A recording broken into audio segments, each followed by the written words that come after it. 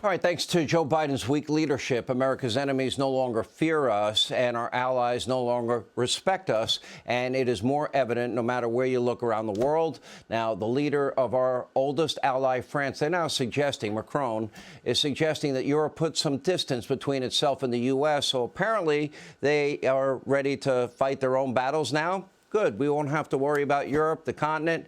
They can handle, Macron can handle what's going on in Ukraine. And by the way, Egypt, another supposed friend who we send billions of dollars every year to, now they, according to reports, they want to send missiles to Russia, our adversary, to destroy the equipment that we have spent and sent to Ukraine. Oh, and by the way, the only reason we know that, because all about Egypt, is because of that massive leak of highly classified intelligence that Biden seems so unconcerned about and has been unwilling to show us. And by the way, not that there's ever been any good handling of classified information. Remember, Joe is facing his own, quote, document scandal. Congress is now finally going to get a look at just how much damage his carelessness may have done. But none of that can compare to the damage he's allowed China to inflict on the entire world. The Chinese are now actively rewriting the entire world order right in front of all of us, right under Joe's nose, taking full advantage of his total lack of any and all influence on the world stage and threatening any country, especially the U.S., that dares to support Taiwan's right to independence. They bought American farmland, ranch land. They have bought it near several of our key military bases. They flew that spy balloon all across the entire country. They were, in fact, collecting sensitive intelligence and sending it to China in real time. They let the world know that they're ready for war with us on land, sea, and by air. And by the way, now they are signaling that Taiwan is next, and invasion is clearly imminent, and they're daring America to stop it. And as usual, Joe Biden is doing nothing in spite of all these threats. Here now with more, Florida Senator Marco Rubio is with us. Senator, good to see you. All right, I'm glad the gang of eight, as you call it, are getting the classified information. That's going to be very important. Here's my biggest concern, and you know a lot more about this than I do. So when President Trump was in office, we had an alliance, one that I never thought I'd see in our lifetime. The U.S., Israel, the Jordanians, the Egyptians, the Saudis, the Emirates. I didn't think I'd see that in our lifetime, but we had it, all against Iranian hegemony and a nuclear-armed Iran. That has now deteriorated, and I believe because the world has watched and witnessed a cognitive mess as a U.S. president. And, for example, Saudi Arabia has now aligned itself with China. China brokered a deal between the Saudis and the Iranians, is now brokering a deal between the Saudis and the Syrians. Now we have Egypt, where we send money to. They're going to be sending weaponry and help to Russia to aid in their battle against Ukraine. They were supposed to be our ally. They get billions of our dollars. My question is this. Now, from my perspective, I believe we are witnessing a new axis of evil emerge. Am I wrong, number one? And number two, am I wrong in thinking Joe Biden is incapable of dealing with it?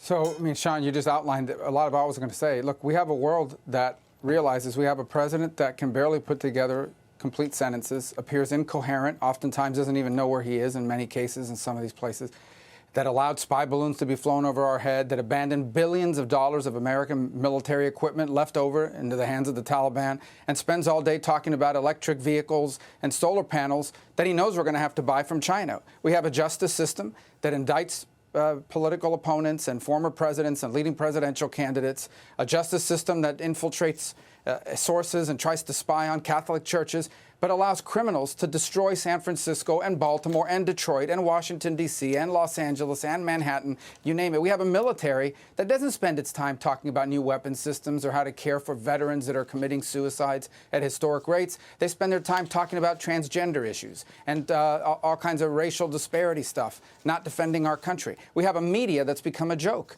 A media that's wasted 2.5 years of our time on a Russia collusion situation. Then they moved on from that to cover up the Hunter Biden situation. That's now a full-blown investigation. Our universities are a forum for crazy things to happen. You can't even speak on a university campus. People being assaulted by men wearing dresses and these violent protests and shutting down speech. And our culture, what we focused on as a culture? We're focused on the fact that now some man pretending to be a woman gets paid millions of dollars to sell Nike sports bras and Bud Light. So the world looks at that and said, this place is a laughingstock, and they react to it. And I could go on for an hour about all the things that we are being embarrassed on the world stage. Our adversaries are taking advantage of it, and our friends are saying, hey, we may have to go on our own here because these guys look like they're about to commit societal suicide.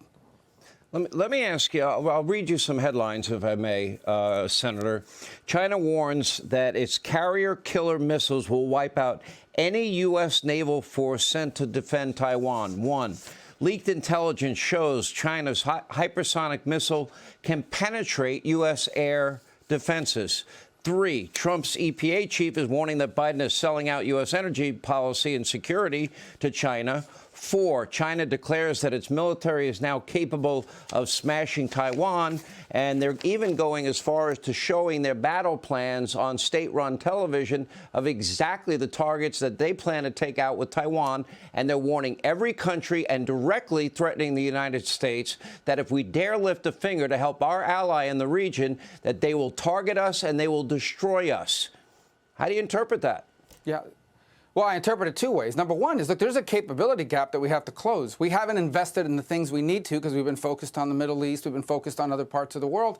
There are things we're going to need to do to create deterrence against China and those systems that they're building. But one thing is ability, and the other thing is the willingness. And I want to be honest here, okay? I don't care if you're a left-wing Democrat. I don't care if you voted for Democrats. Ask yourself this honestly. Do we truly believe that the Chinese Communist Party and Xi Jinping is intimidated by Joe Biden and this administration, are worried about them? Do we really think that, guys? I mean, I think people need to be honest about that. This is not a president or an administration that commands respect, much less fear or concern on the part of our adversaries. That's why it's no mistake that the Taliban moved in the way they did and gave us 72 hours to leave before they slaughtered us, and in Afghanistan threatened to slaughter us. It's no coincidence that Putin moves on Ukraine, and it's no coincidence that China's ramping all this up right now. This administration looks like an incompetent band of fools, and it is embarrassing us in the eyes of the world, and it is encouraging our adversaries, and it is causing our allies or former allies or friends to say, guys, we can't count on these people anymore. They've gone nuts over there. They're destroying their own country. We better look out for ourselves. It's just real world, real talk. You said something really profound. They can't count on us anymore. I would make the argument, and tell me if you think I'm wrong, that the Saudis, they made a calculation, and the calculation is that China is going to overtake the U.S. as the leader, the sole leader of the world, that America has abdicated its role in the free world and their place of leadership worldwide. So I think they made a decision. They want to be on the winning side, so they're now aligning with China. I think Egypt now has made the same choice as, you know, as I mentioned earlier, their actions with Russia, in respect to Russia. So my question is, are they making a conscious choice that they think the winner of this, quote, new Cold War, that this new axis of evil, as I'm calling it, Iran, Russia, and China, that they're going to be the victors here? Is that their determination? I think the Saudis have said this. The Saudis' mortal enemy are the Shia in Iran, and what the United States, and here's the United States trying to cut a deal with Iran on nuclear weapons, despite the fact that Iran is trying to kill former Trump officials. And so what Saudi Arabia is saying is, if you're going to cut a deal with them, we're going to cut a deal before you cut a deal, and we're going to spread our risk. So what Saudi Arabia, Egypt, and countries all over the world are doing now is they're distributing risk. They want to deposit a little bit of goodwill in every bucket to see how things turn out. They are basically hedging their bets because they, at least as long as Joe Biden is in the White House, they don't know what to expect. But they turn on the news and they watch it and they read our newspapers, and all they read is craziness from what happens to our culture, what's happening in our society, our universities, our justice system, the administration, our military, you name it. There is no part of our country anymore that has not been turned into a laughingstock in the eyes of the world. The catalyst to this is the radical left that finds a home in this White House and the people that it's put in office, which embarrass us every day. I believe this new axis of evil, and I think the choice of other nations that they're going to bet on China and their new alliance and their position of leadership, I think that they believe if there's any conflict, that China is the more likely to come out the victor. Do you agree with that? Do you think America has the military might, if necessary? Nobody would ever want this to happen, to get into a military conflict with China. If that did happen, would we lose? Do we have the hypersonic missiles they're bragging about every day? Do we have the capability to stop their hypersonic missiles? Well, I think we still have very significant capabilities, but that doesn't mean the Chinese won't go anyways. That's how important Taiwan is to them. But again, none of your capabilities matter in the eyes of the Chinese if they don't think you have the willingness to do it. And look, if the United States wouldn't even tell the Taliban, look, we were planning to leave anyway, but you're going to give us a month because we have people and things that we got to get out of this country, and instead agreed to a 72-hour ridiculous time frame that they gave us to leave and left all that equipment behind. If we couldn't even handle the Taliban, a bunch of guys running around, you know, wearing whatever it is they wear, these robes or whatever, you think the Chinese are worried about Biden coming after them? In a conflict like this? They question our willingness. They think our culture and our society is broken and weak, and they think the guy in the White House, and rightfully so, doesn't have the willingness to do any of the tough things because he's too focused on promoting some radical agenda domestically and talking about outdated things around the world when they even make sense. All right, straight up question. If, in fact, and I believe that it will happen sooner than later, China goes and tries to take Taiwan, and I believe they will be successful. Do you believe that the U.S., that Joe Biden, will lift a finger to help them? Because I don't believe he will. I think the answer to your question depends on who the president is. Do I believe this administration, if it's given Joe what they Biden, are focused on a daily basis? No, I don't think that they would. I hope I'm wrong, but I don't think that they will. I don't think that they will because I think ultimately they'll be caught by surprise. They'll be limited in their responses by a bunch of different things, including in their own party. And at the end, it won't matter because they won't be prepared to do it. They'll try everything possible. And by the way, the leverage that they've given the Chinese over us is more than just military. When you're saying that you're going to build our entire energy grid on things that we depend on the Chinese for, how are you going to possibly go to war with them if they cut you off? We don't have oil. We don't have gas anymore because you can't produce it under Joe Biden. We're going to have batteries and solar panels made in China.